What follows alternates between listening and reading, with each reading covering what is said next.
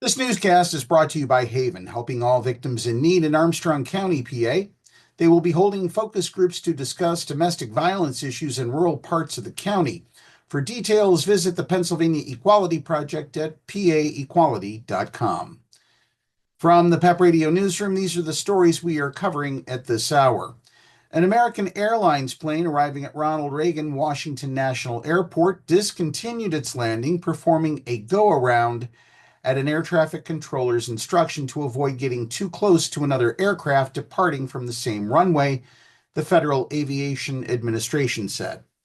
The maneuver, involving Flight 2246 from Boston, occurred around 8:20 a.m. Tuesday, less than 2 hours before another plane attempting to land at Chicago's Midway Airport was forced to climb back into the sky to avoid another aircraft crossing the runway.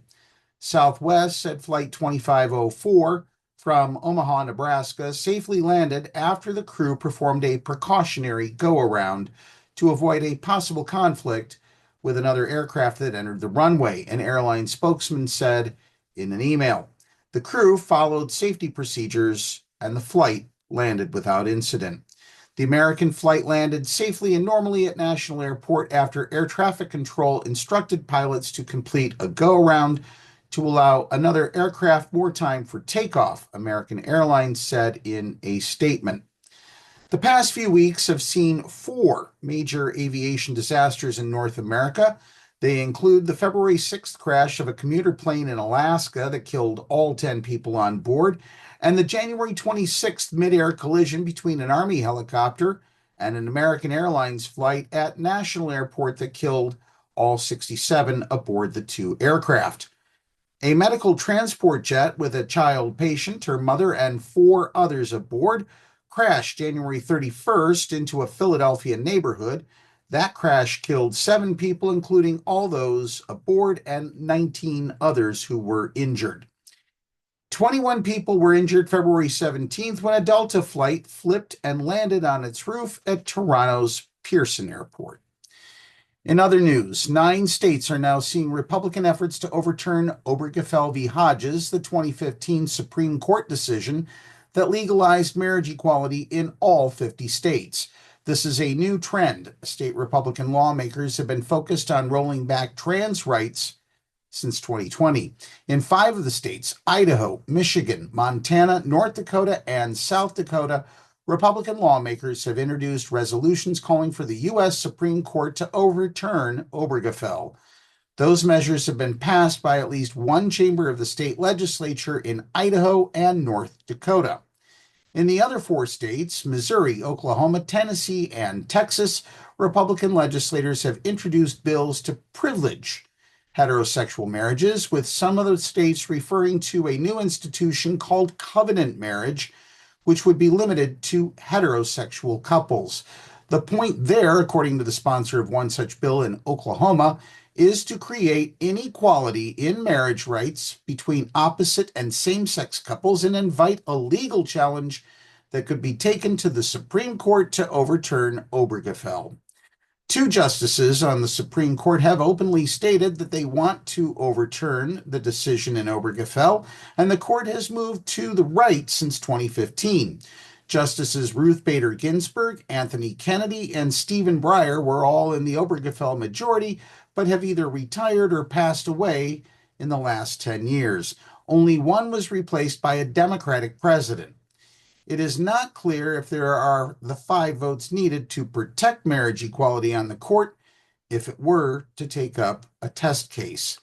35 states have amendments or statutes banning same-sex marriage, and most would likely go into effect if the Supreme Court were to overturn Obergefell.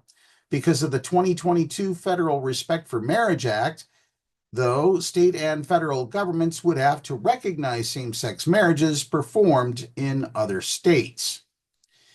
In a related story, while same-sex marriages have been legal nationwide for 10 years, Pennsylvania laws still contain outdated wording that only recognizes marriages between a man and a woman.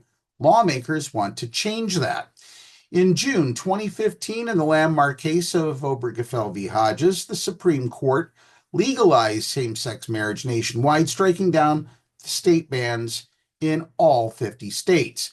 Now, almost 10 years later, local lawmakers, including Representative Malcolm Kenyatta, want to update Pennsylvania's laws to reflect that change.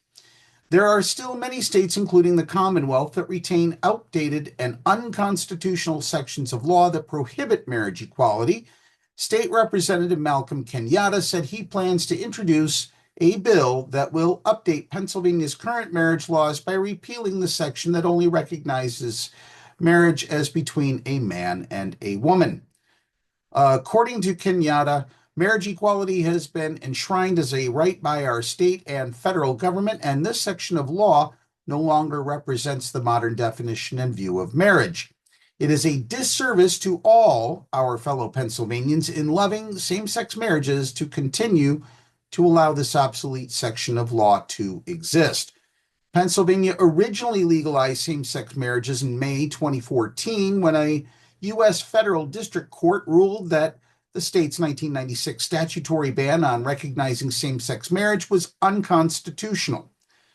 Pennsylvania had previously prohibited the recognition of same-sex marriage by statute since 1996, but had never added such a ban to its state constitution. Pennsylvania was the 18th state in the nation and the last in the northeastern U.S. to legalize marriage for same-sex couples. If you are watching our videos on our YouTube channel, please click the subscribe button. You can find our videos on our Blue Sky page.